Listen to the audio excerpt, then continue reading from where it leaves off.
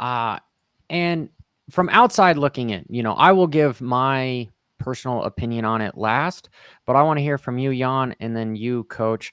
This is probably the biggest thing that has hit the United States was Carter Gray getting docked for jumping this finish line when they're putting an all-star race together of the best 7 to 11-year-olds in America, putting them on a professional track that's not designed for these little bikes, but then limiting them to for jumping stuff because of potential safety.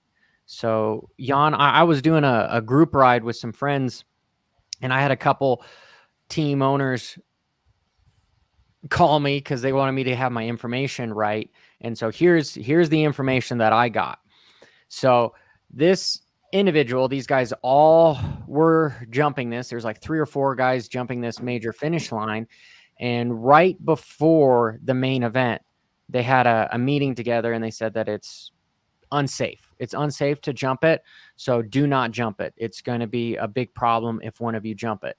And so the kid that eventually won, Carter Gray, he jumped it, I believe, on lap 2 and 3. And I think there was one kid behind him that ended up jumping, but nothing happened to him. And before I get more into my opinion, what is your opinion on this little boy winning the race, but then getting docked to third?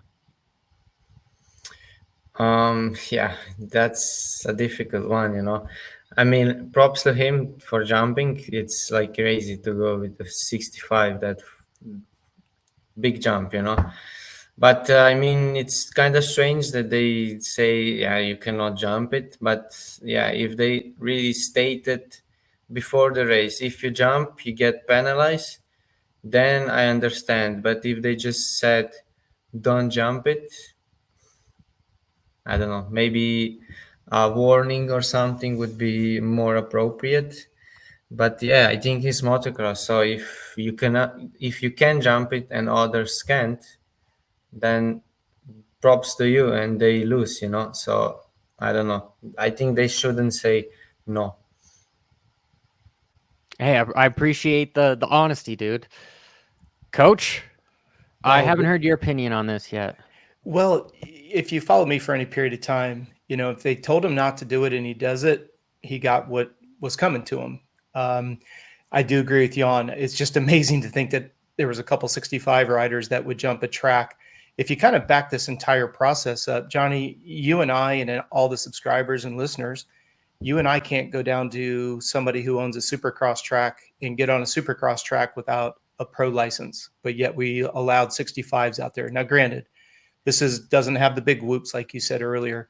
So to me, it's like there's so many dichotomies going on here. You and I can't, or you could because you were a pro, but like I couldn't go down and ride this track because I don't have a pro supercross license. So why in the world do we have little guys on a track that's supposedly only for the professionals? And I get the idea that it's an exhibition race. I get all that goes with it. It's cool. To me, rules are rules. Don't break the rules, otherwise pay the consequences. Pretty zeros and ones, black and white. The other thing that scares me about this, and you can kind of see it right here in this video that you're letting play live, as he comes up to that jump, see the little kid rolling behind him?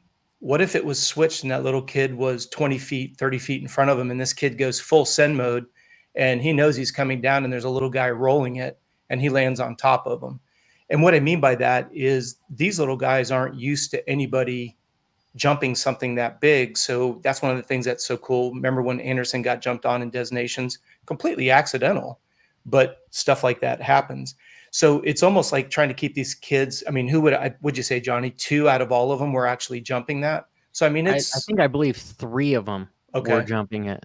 So, I mean, in all fairness to them, like Jan said, if you can do it, that's incredible. That's what separates the men from the boys. Go for it. But in this case, when you can't, the jumps are so damn big and you can't really see what's on the other side of it, at least rolling it, you at least reduce the risk of getting jumped on. But to me, I always want to back the train up. It's like, I would love to ride this track. Oh, you don't have a pro supercross license. Oh, you can't go ride it. 65s. I think they're doing 85s in the next one. And then I think they're doing the B class on the next one. So just, again, a lot of dichotomies going back and forth. To me, You broke the rules, you pay the price. There's been all kinds of conversations. If you really didn't want the guys to jump it, we could go after the good old flaggers and have a constant yellow, or what is it, a red cross flag saying don't There's jump. lights on the finish line on all of Yeah. them. They I do it. mean, They could have just run the lights during the entire. exactly. So that's what I'm saying. There's a lot of, you can't just say it's one side or the other. To me, did he get what he, was it badass that he jumped it? Absolutely. Did he break the rules? Yes. Did they penalize him? Yes. I still question why you're putting 65s on a track like this when a lot of the people who are listening to this are really good on a dirt bike, but we couldn't go race it if our life depended on it. So I don't know, just a lot more questions than answers. It's very easy to get on one side of the fence or the other. That's what I love about our community here. We can agree to disagree, and no one's going to cancel us or, go off the deep end. But props to this dude. And hey, Johnny, a little side note: did you see the post race interview? He got to go to the press conference afterwards. Oh, I did not see Okay, that. so they not this guy, but the guy that ended up getting the win. He's like sporting his new factory Suzuki ride that he just got after picking up the win here after this guy gets docked 2 points. Just all kinds of moving parts going on in regards to what the hell is this all about.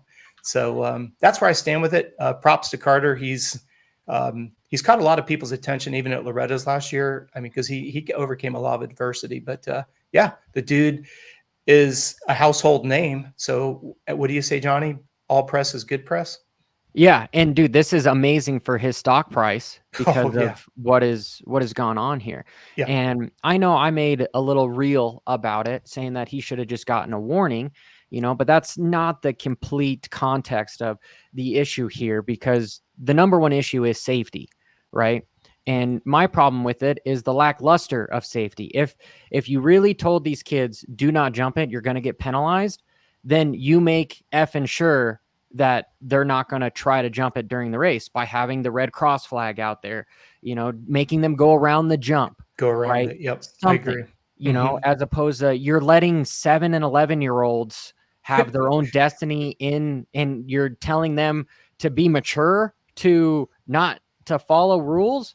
Like, that's the problem here. And that's what I have against what the AMA did. And second, how many people did this little kid inspire by doing this?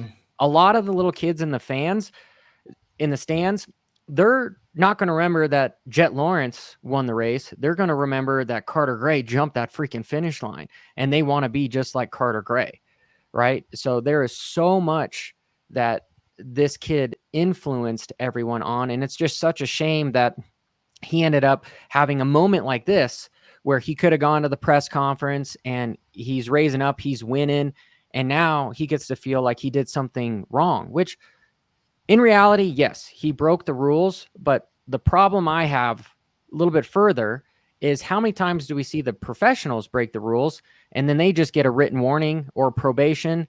They don't get docked. When was the last time we saw somebody that won a supercross race lose the race because of an infraction that they were docked? It doesn't happen, right? I do understand that Cooper Webb was penalized 6 positions in the same race, but he was also running like 8th at the time. He wasn't winning the race, right? So if you're going to be this harsh, it needs to be throughout the entire field.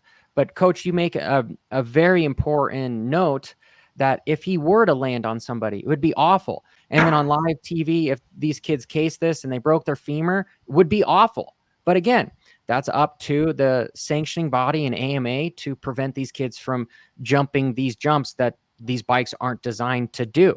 Make them go around it. Or for that matter, don't have them race a professional supercross track that the suspension is not set up, let alone anything is capable of. Yeah, these guys have major cojones, and this could have ended wrong. But I will say the last thing on this is, if I was in second place and I was the dad and I saw him break the rules like that, protest. I'm going to protest.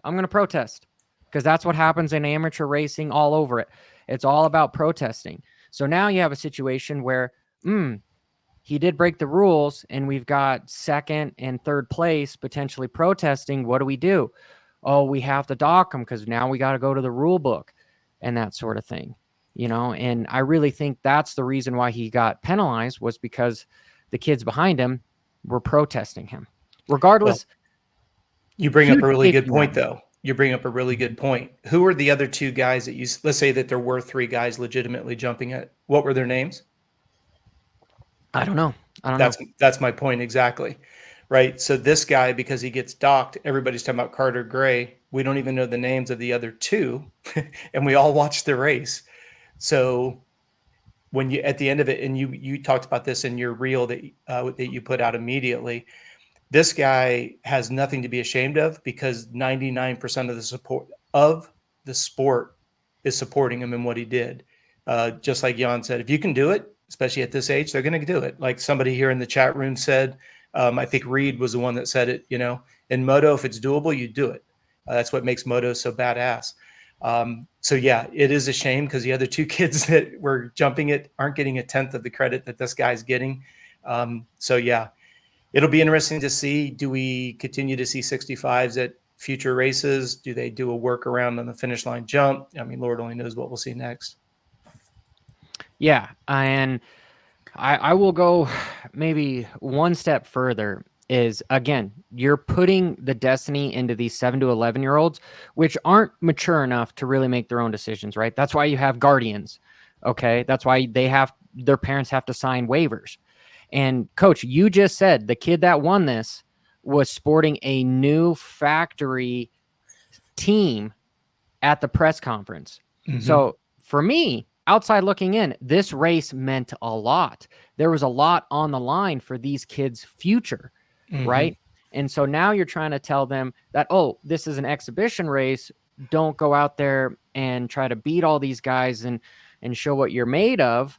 But whoever does potentially is going to get a contract on a factory team and help their family out and everything. It's backwards. That's where I go with AMA should have had Red Cross flags. They should have had the guys standing there or something to where it's wheels on the ground, the lights flashing, that whole orbit. But I think we've here's an ironic twist. You've got the young man that was awarded the win in a class that Suzuki has no bikes, and Suzuki gets the coverage at the press conference with a Suzuki shirt, not the bike that he rode at the race. Don't enough said. No, that is incredibly. Wouldn't that piss you off if you provided him, you provided him a bike that he goes out and he essentially podiums, whether it was first, second, or third, and then he by default gets the win, and he's out there with somebody else's colored jersey on announcing his new ride. Nothing like saying thanks with a FU right at the same time. Yeah. Jan, would you ever ride a Suzuki? Sure, why not? I think it's not that bad, If Roxon can ride that good.